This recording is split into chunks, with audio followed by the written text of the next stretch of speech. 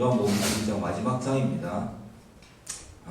이 요한복음 21장을 보면은 예수님께서 7 제자에게 먼저 나타나십니다. 그리고 좀 에필로고적인 성격인 것 같지만 저는 이 요한복음 21장의 나타난 기사, 위치가 말씀에 담겨진 내용이 에필로그라고 보기보다는 확실한 증명, 증거, 부활에 하신 이후에 또 확실하게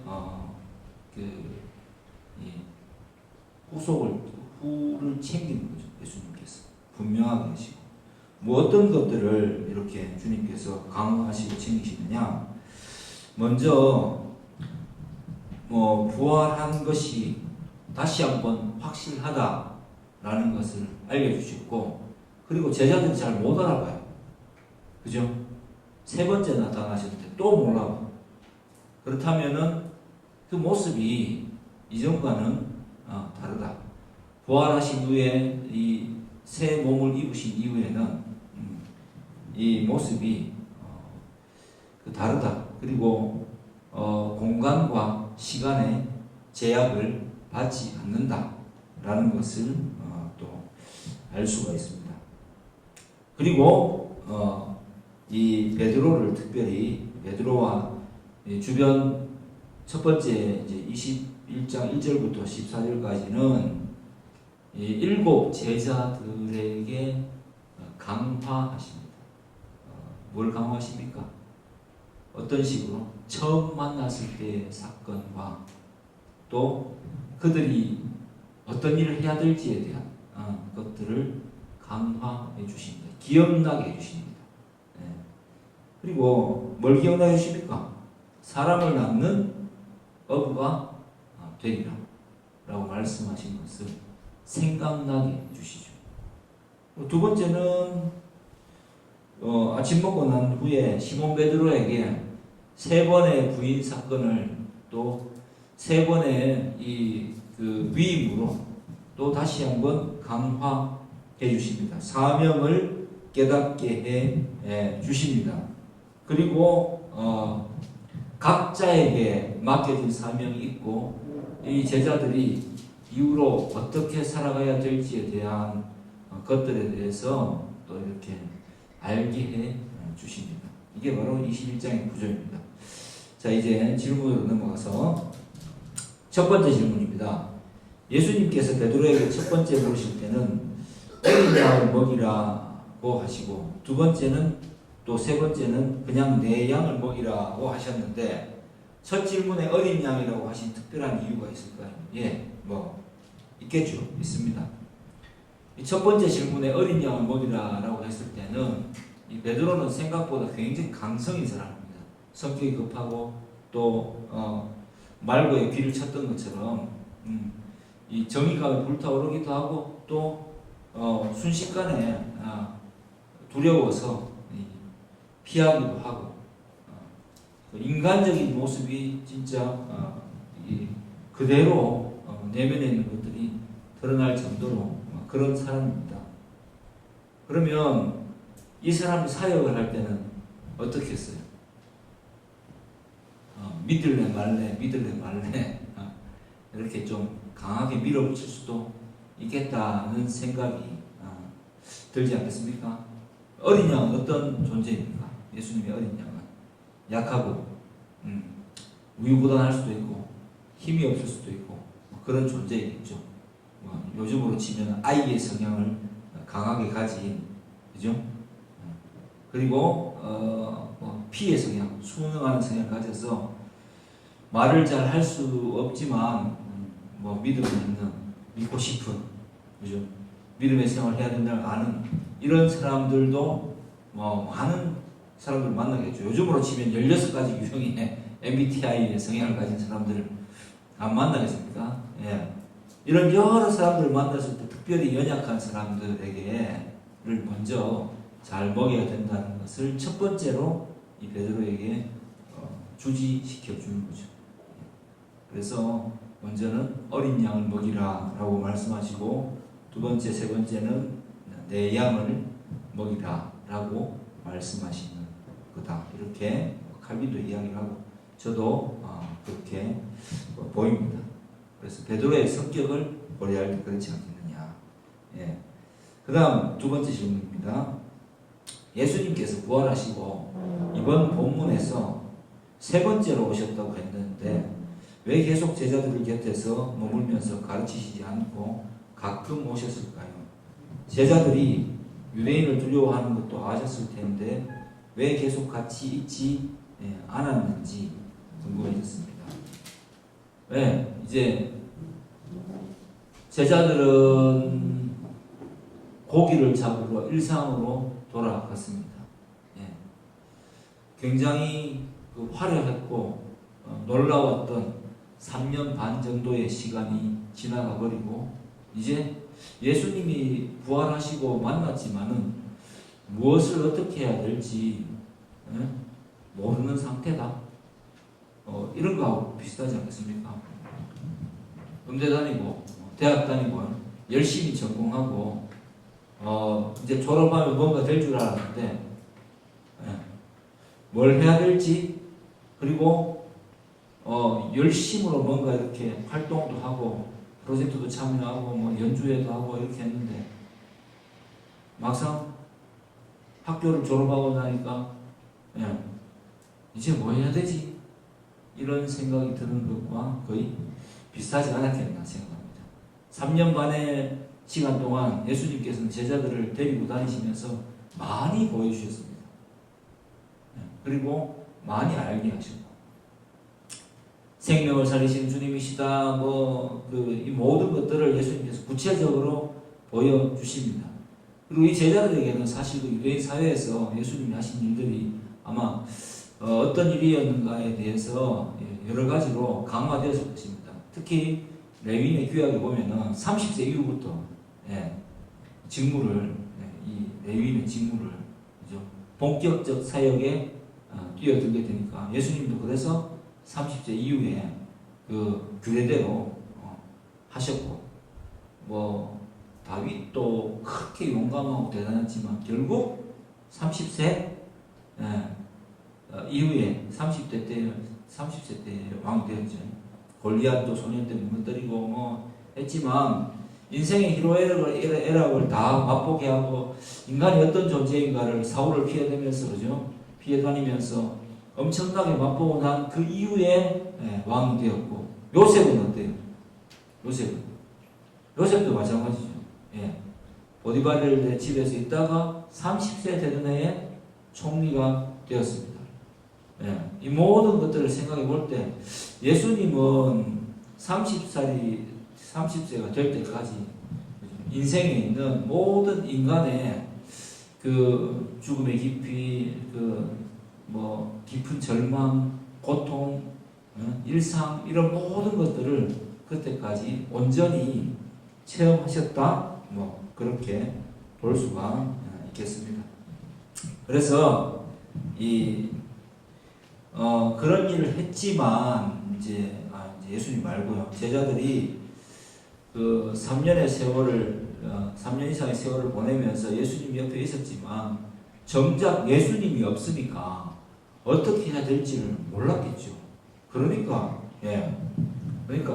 배탈을 받겠죠. 이거는 다섯 번째 질문이 마지막 질문이 베드로는 예수님의 부활을 보고 왜 다시 바다로 가서 고기를 잡았을까요? 여기에 대한 답변도 되겠죠. 뭐예요? 이렇게 질문해 봐야죠. 우리 은혜를 받았어요. 예수님을 알게 됐어요. 그죠? 만나게 되었습니다. 복음을 깨달았습니다.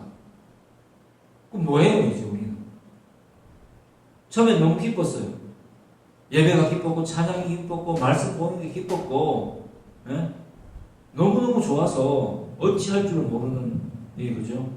그 희망이 불타오르고, 이제 나는 끝났다. 내 삶은 이제 주님만에서 뭔가 잘 될 거야. 이런, 온갖 희망이 불타올랐겠죠. 그런데 정작 우리가 맞이하게 된 현실은 첫째 교회 안에서 어떻게 됩니까?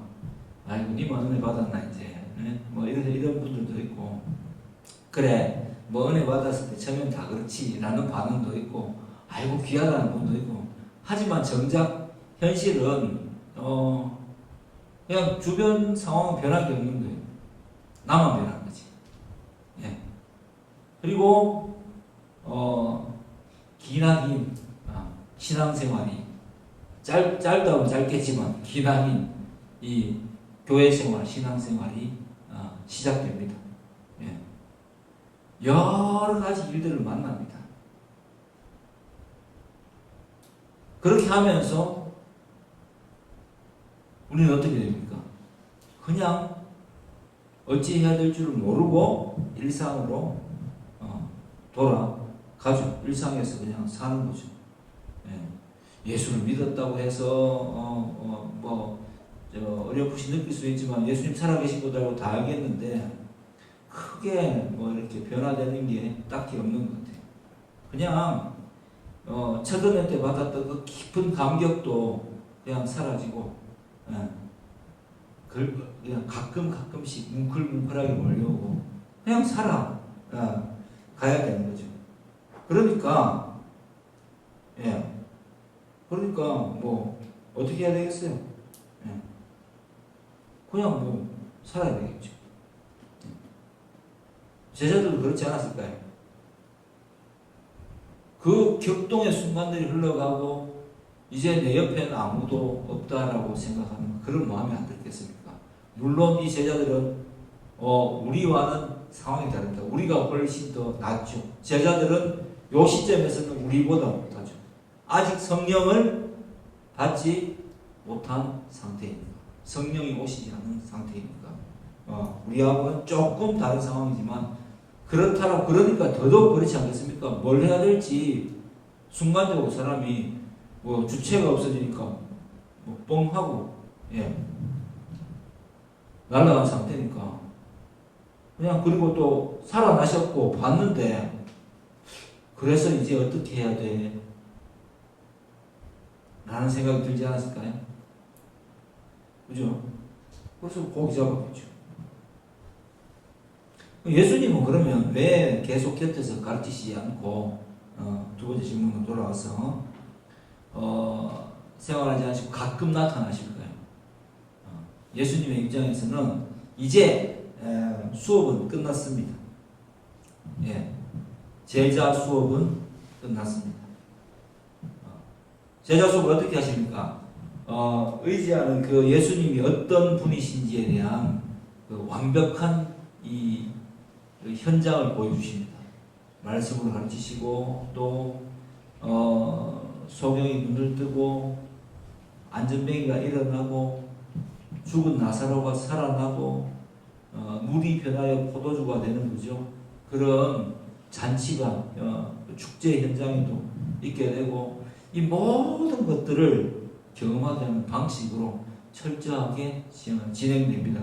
특별히 오늘 본문에서 이후에 디베랴 호수에서 나타났을 때 제자들에게 행하셨던 기적이 있죠. 말씀을 가르치시다가 배를 띄워서 띄우려 했을 때 베드로가 처음에 만났을 때 어떻게 됩니까? 잠깐 띄우고 있는데 깊은 데로 가자고 합니다. 그리고 뭐라고 말씀하십니까? 깊은 데로 가서 그물을 내려라 라고 말씀하셨을 때 베드로가 어떻게 반응합니까?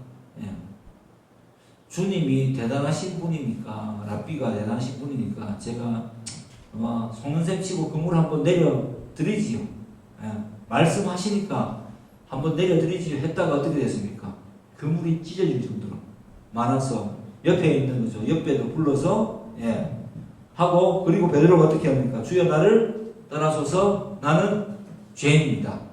이렇게 고백을 합니다. 예수님께서 뭐라고 말씀하세요? 이제 너는 이제부터는 사람을 낚는 어부가 되게 하리라. 이게 무슨 말인지 그때 알아들었을까요? 알아들을 수 없었을 것입니다. 예수님 나타나셔서 이제 두 번째로 나타나셔서 부활하시고 나서 세 번째로 나타나셔서 그 현장 부르심이 있던 그 현장에서 다시 한번 이 제자들에게 주님이 그 현장을 다시 한번 재현시키는 거죠.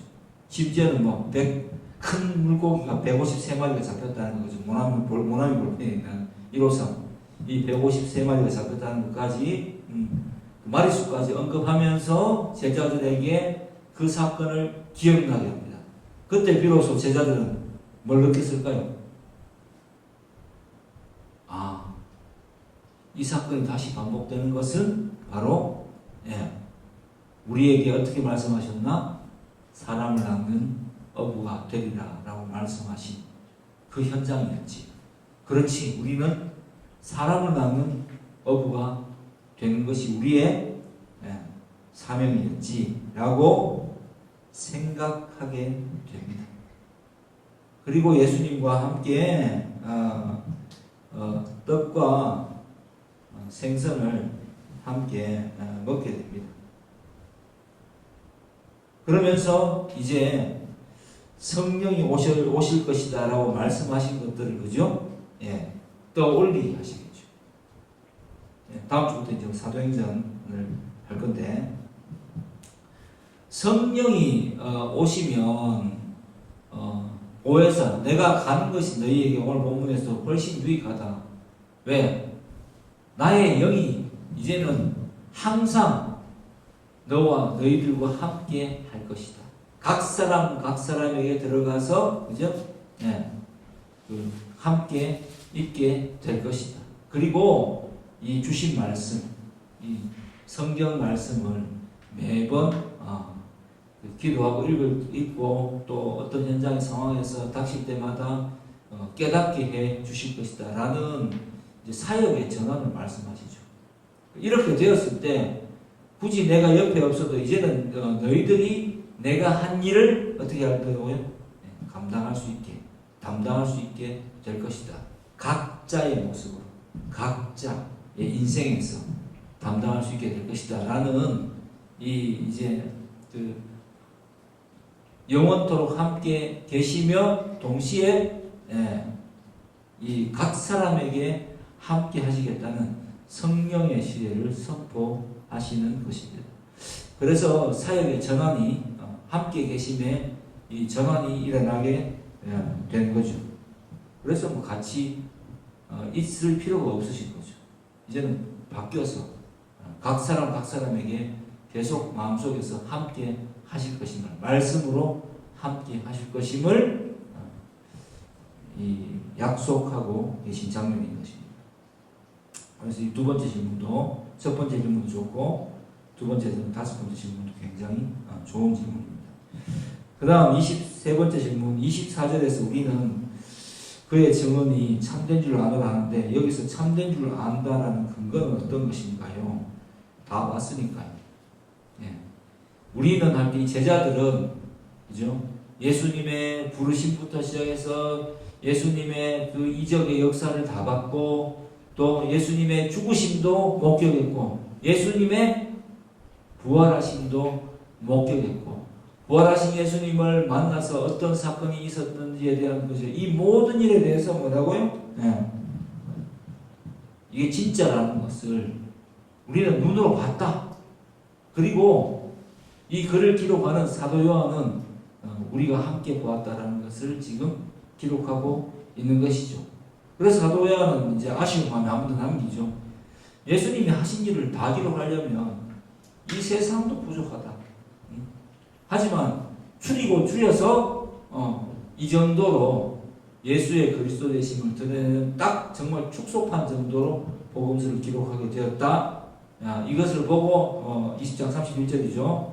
이 책의 기록 목적, 예수께서 우리의 하나님이시며 이 세상을 통치하시며 또 그리스도이시다라는 것, 다시 오실 이 영광의 주님이시다. 그래서 믿고 생명 얻게 하려고 이 책을 기록했다라는 기록 목적을 통해서 밝히고 있게 되는 것입니다.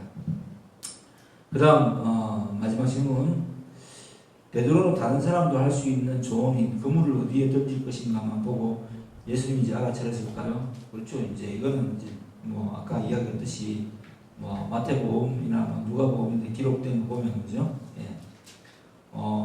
깊은 데로 가서 그물을 내려라 라는 그 말도 안 되는 그 말씀에 순종했더만 그물이 찢어졌어. 그죠? 여러 배가 와서, 그때 세베대의 아들들이 있었죠. 야고보, 요한이. 겨우겨우 그물이 터졌죠. 그때는. 이번에는 어떻게 됐습니까? 그물이 찢어지지 아니하였다. 이게 무슨 의미겠어요?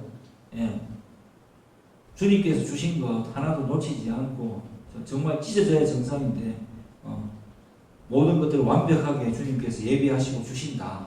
왜? 밤이 새도록 이르리면 어떻겠습니까? 예, 그때도 그랬지만은 고기를 잡지 못했는데 주님께서 내려라 하실 때 그물이 차는 걸 보고 이렇게 하실 분은 우리 구주 예수 그리스도 나의 선생님이신 예수님밖에 없다라고 알게 되는 거죠. 그래서 당연히 알게 되었겠죠. 자, 이 본문 전체에서 21장 전체는 이렇게 구조가 이렇습니다. 너희가 나를 처음 만날 때 어땠었지? 그리고 다 이루어진다 했지? 김상도 말하고 그런 거죠. 내가 그리스도라고 했지?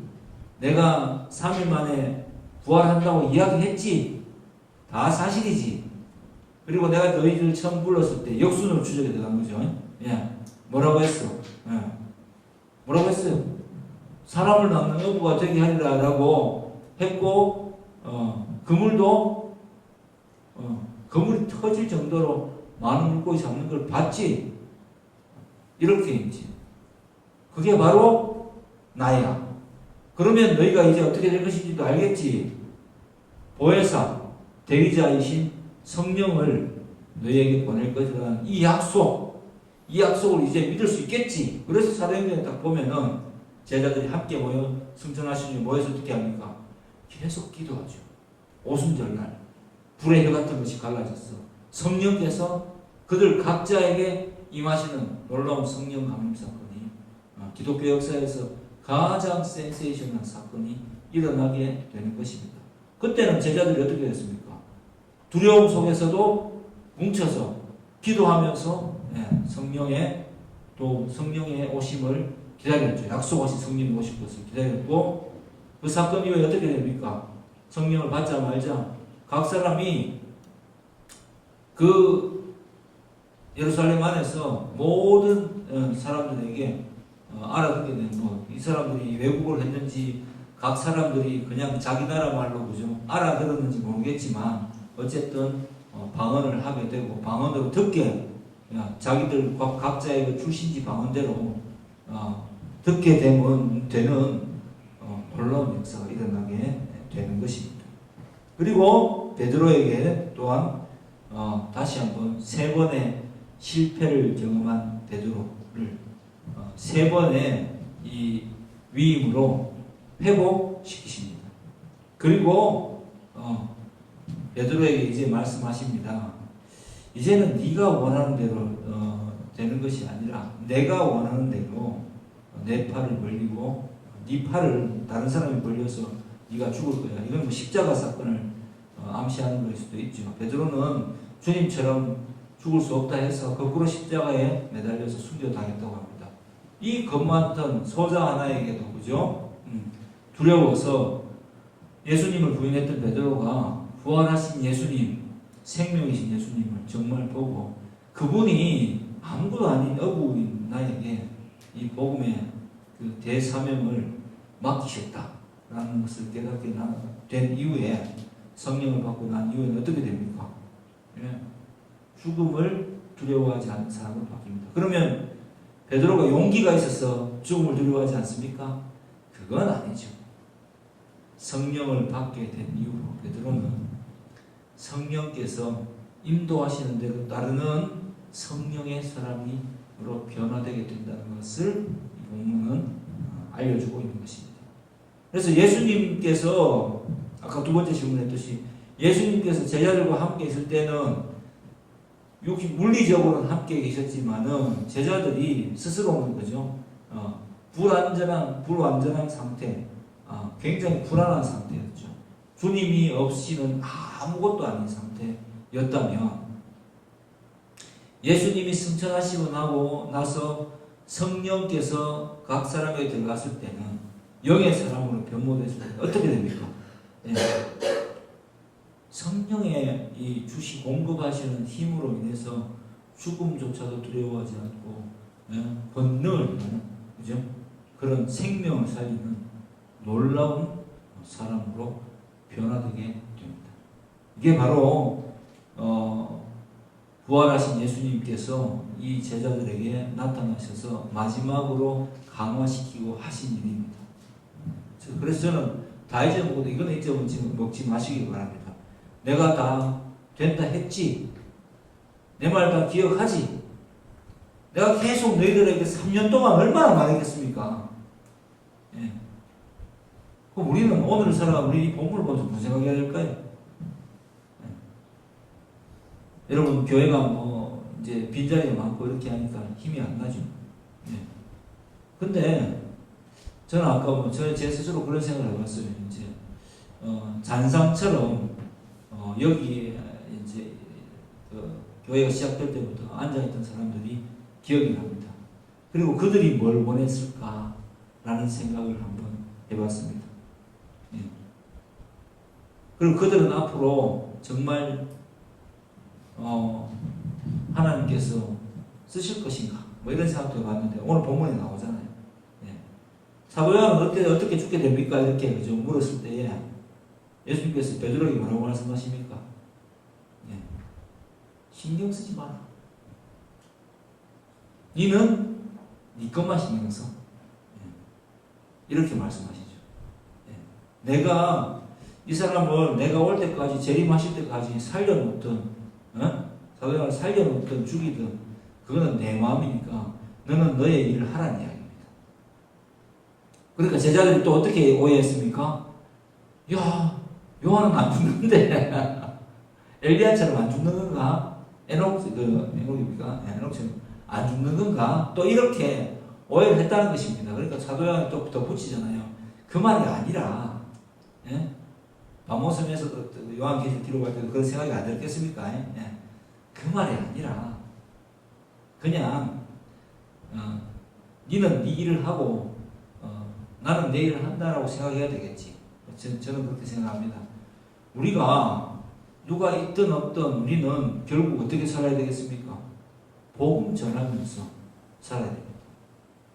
예수가 그리스도이심을 계속 증거하면서 살아야 됩니다. 예. 타인이 어떻게 살든 내와 함께 있다가 또 뭐 새로운 사람이 안 온다는 보장도 없죠, 그죠? 예. 온다는 보장도 없지만 안 온다는 보장도 없죠. 예.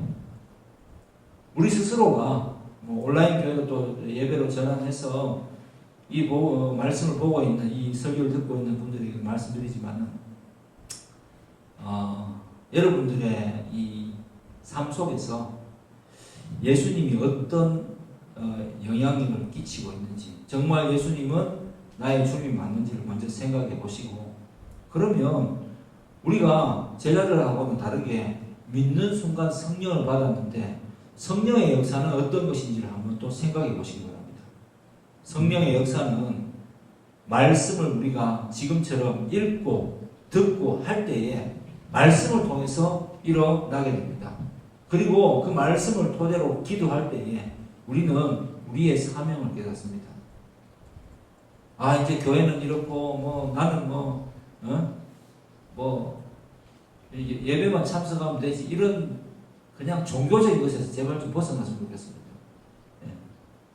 제가 여러분이 감히 정확하게 말씀드리는데, 감히가 아니라 정확하게 말씀드리는데, 전도 안 하면 우리는 크리스찬이라는 것을 망각할 수밖에 없는 사람들로 살아갈 수밖에 없을 것 같습니다. 그냥 종교인 정도인 거죠. 개인 구원을 바라는, 그리고 예수 믿어서 어찌어찌 내 삶에 도움을 좀 받고자 하는 그 정도의 인물밖에 안 됩니다. 그런데 오늘 본문을 보니까 예수님께서 우리를 부르실 때의 목적이 뭐예요?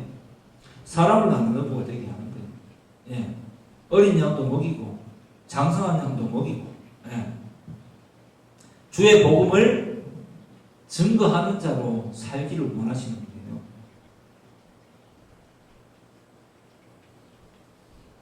웃기게 오늘 제가 교회 오기 전에, 예배당 오기 전에 유퀴즈의 그 재방송 그 스노보드 후원하시는 스님, 그분 이야기가 나오는데 자기가 이렇게 이야기하더라고요. 종교인으로서 버릇이 있으니까 자기도 가끔 문화사회 이런 일들을 하다 보면은 자기가 뭐라 그럴까, 출가한 게 맞나, 스님이 맞는가 이런 생각이 들 때가 있었어. 그때마다 가끔 머리를 만진대. 저는 그걸 들으면서 야, 저 스님도 저렇게 하는데 예수 믿는 우리는 우리의 정체성에 대해서 정말 제대로 어떤 식으로 이렇게 성도라는 것을 확인할까 라는 생각을 갑자기 한번 해봤습니다. 어떻게 해야 될까요? 전도할 때만 확인할 수 있습니다. 사람들 앞에서 예수님이 우리의 그리스도의 심을 증거할 때만 내가 그리스도인임을 확인할 수 있어요. 이건 정말입니다. 제가 어제 우리 그 클럽 끝나고 나서 한 친구가 그렇게 이야기하더라고요. 나는 원죄가 뭔지를 형님 이야기할 때 정말 알게 되었다고. 와, 그냥 정작 알려준 사람은 큰 관심이 없을 수 있는데, 그 옆에 듣고 있던 사람들이 원죄가 무엇인지를 그렇지 아니에요. 알게 됐다는 겁니다. 스스로가 성과학의 기준을 세우는 것. 그게 원죄라는 것을 이제 형님 강의 때, 그 생생한 강의 때문에 알게 됐다고 할 때, 야, 그렇지. 나는 크리스찬이지. 그리고 나는 복음을 전하는 자이지. 그리고 복음 전했고, 듣게 되었구만. 그러면 언젠가 또 기회가 된다면 구원이 무엇인지에 대해서 또 쉽게 꼭 알려주고 싶어요. 2탄. 여러분도 마찬가지입니다. 여러분 구원을 어떻게 설명할 겁니까? 구원은 이런 거잖아요. 내가 내 스스로 판단 기준을 세우고 옳고 그른 걸 세우고 내가 막 열심히 살아보니까 너무 힘든 거예요. 그래서 판단의 어떤 선과 악의 기준을 판단할 수 있는 기준을 세워주는 이 존재가 나로부터 그리스도께로 이관된 것. 주님이 주권적으로 그거를 가져가신 것. 그게 우리의 구원의 실체입니다.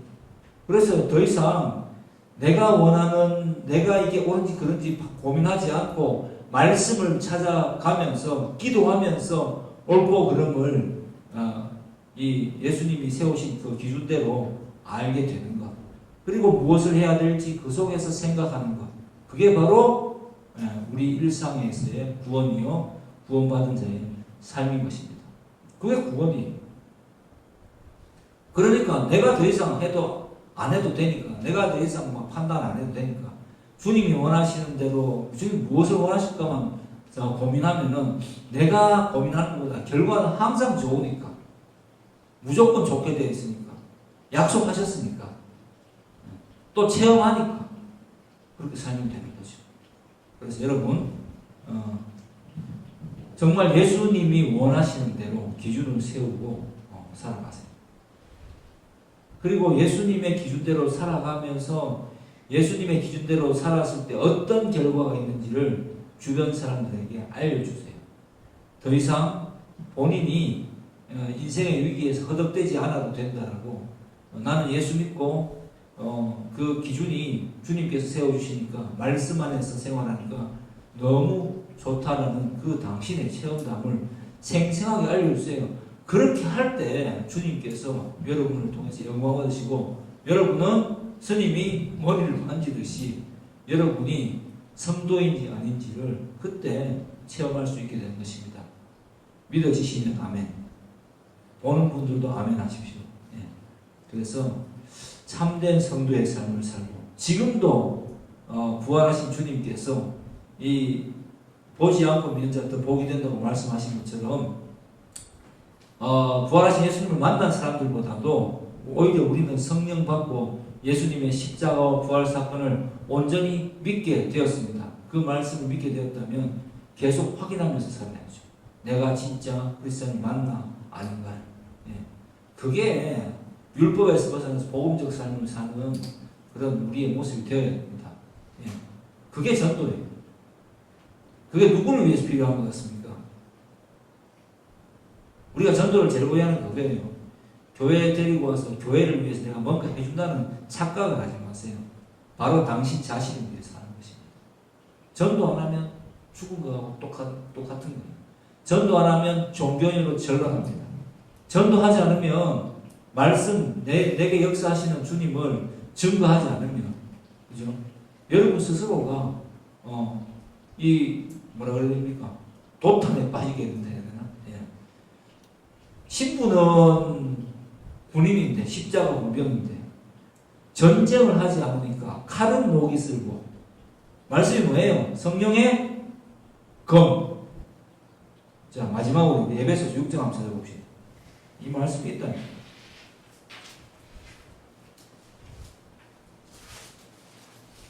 자, 어떻게 방어하고 어떻게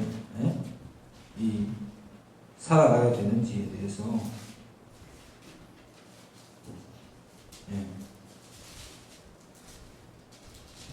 명확하게 밝히고 있습니다. 에베소서 6장 10절부터 제가 한번 말씀해 드려볼게요. 마귀의 관계를 어떻게 대적하느냐? 하나님이 전신갑주로 대적한다고 합니다. 자, 우리의 씨름은 혈과 육을 상대하는 것이 아니랍니다. 예. 하늘에 있는 악의 영들, 어둠의 세상 주권자들, 그죠? 통치자들, 권세자들에 대항해서 싸우는 것이죠. 그러므로 하나님이 전신갑주를 취해야 돼요. 모든 정책과 모든 우리 일상에 대해서, 그죠? 주어지는 모든 이 악한 날에 우리가 하나님의 전신갑주를 입고 살아가야 된다는 이야기를 하고 있습니다. 그래서 어떻게 합니까? 진리로 서서 진리로 너희 허리띠를 띠고, 예수님이 그리스도이시다 라는 것으로 허리띠를 딱 띠고, 예수님이 바로 하나님이시다, 그죠? 라는 허리띠를 띠고, 그 심정은 뭐예요? 심장을 보호하는 겁니다. 우리의 심장은, 전사의 심장은 어떻게 보호합니까? 의로서 주님이 주신 의, 성도라는 이 정체감으로서 이 가슴을, 심장을 보호합니다. 그리고 걸어갈 때는 어떻게? 행군할 때는 평안의 복음이 준비한 것으로 신으시. 참 멋진 표현 아닙니까? 평안의 복음이 준비한 것. 걸어가는 동안 주님께서 주시는 놀라운 평안이 삶을 살아가는 동안 계속 있도록, 그 주님 주시는 놀라운 평안이 항상 있도록 기도하면서 살아가야 되겠죠. 그리고 모든 것 위에 뭘 가지고? 악이 공격이 올 때 믿음의 방패로 방어한다. 믿는다고 다 되냐, 성도 되면 다 되냐, 니 된 게 뭐냐, 이런 여러 가지 이야기들이 있겠죠. 그때 주님 믿습니다. 주님께서 나의 삶의 기준이 되심을 믿습니다. 내가 주의 뜻대로만 살면 이 모든 일에 있어서 주님께서 나를 인도하실 것을, 나의 일생 인도하실 것을 믿습니다 라고 하는 그러한 믿음의 방패로서 악한 자의 모든 불화살을 소멸하고, 구원의 투구, 그 다음 마지막은 뭐예요? 머리는 어떻게 보호해요? 구원으로 보호하잖아요. 그죠? 구원의 투구. 판단 똑바로 하는 얘기입니다. 네가 판단하지 말고 이거 해도 되나 안 해도 되나, 해도 되나 안 해도 되나, 난 이게 좋은데, 이게 아니라 주님은 뭐라고 말씀하십니까? 내가 오늘 이 일을 할 때 주님은 이 상황에서 무엇이 옳다고 하시는가? 계속 생각해야 되죠. 그리고 마지막으로 어떻게 하라고요? 공격 무기가 딱 하나입니다. 뭐예요? 성령의 검. 곧 시작. 성령의 검. 곧 하나님의 말씀을 가지라. 명령하죠. 말씀이, 여러분, 이거 단순하게 질문을 하지 말기를, 점점 질문의 내용이 좋아지는 것을 내가 볼 수 있습니다. 그런데 가끔 한번 이 복음서를 읽으면서, 이 장을 읽으면서 다른 복음서에는 비슷한 게 없나, 왜 이 상황에서 다른 데는 다른 사건이 없나, 이렇게 한번 해봐야 되겠죠.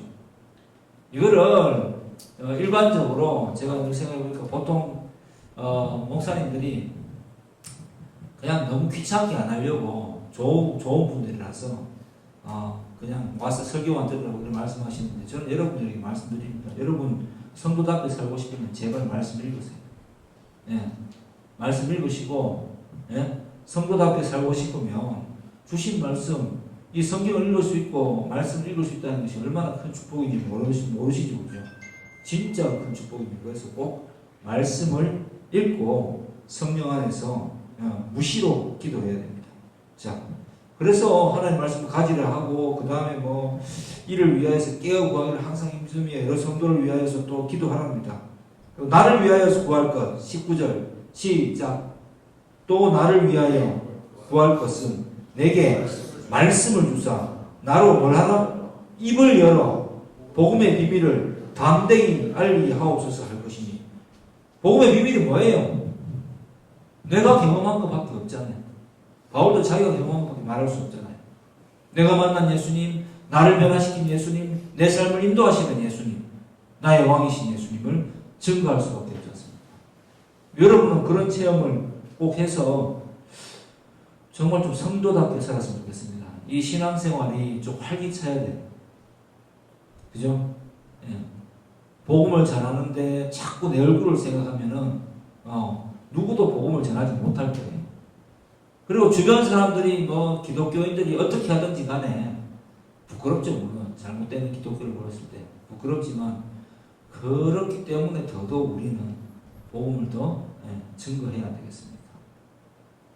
아닌 자답게 진짜 제대로 믿는 자답게 복음을 증거하고 열매를 봐야 되지 않겠습니까? 주님 다시 오실 때 주님을 만나서 주님 제가 주님 말씀대로 정말 이렇게 살았습니다. 예? 내 사모하는 주님 내가 이 열매를 주님 앞에 드립니다. 주님이 주셨기 때문에 이렇게 저는 주의 말씀을 들고 담대히 복음의 비밀을 전했습니다. 뭐 하라고요? 나로 입을 열어 담대히 복음의 비밀을 알리옵소서. 저도 사실 제 모습을 볼 때 자신이 없어요. 그렇지만은 어쩔 것이요. 이야기하고 내가 좀 잘못하고 내 이 부족한 모습이 나타나면은 기도하면서 주님 잊혀지게 해주시옵소서. 주의 말씀만 남게 해주시옵소서. 기도하는 것입니다. 예. 그리고 앞으로 나아가는 거지. 복음 전해야죠. 그래 예수 믿죠. 예수 믿는 거고 내가 스스로 나에게 확인시켜 줄 수 있는 건데. 예. 그래서 정말 담대하게 복음을 전하고 마티스 사명을 감당하는 부활하신 주님을 만난 제자들이 변화됐던 것처럼 우리도 앞으로의 삶에서 담대히 복음을 전하고 누구와 함께 있든지 간에 예수 믿는 자는 바로 어떤 것이다라는 것을 그죠? 예. 나의 모습을 통해서 내 친한 친구들, 지인들에게 알릴 수 있는, 그래서 그들도 나를 통해서 하나님의 살아계신 예수 그리스도의 살아계신 주되심을 깨달을 수 있게 변화되는 그러한 역할을 담당하는 주의 제자들 되시길 주의 이름으로 축복합니다. 기도하겠습니다.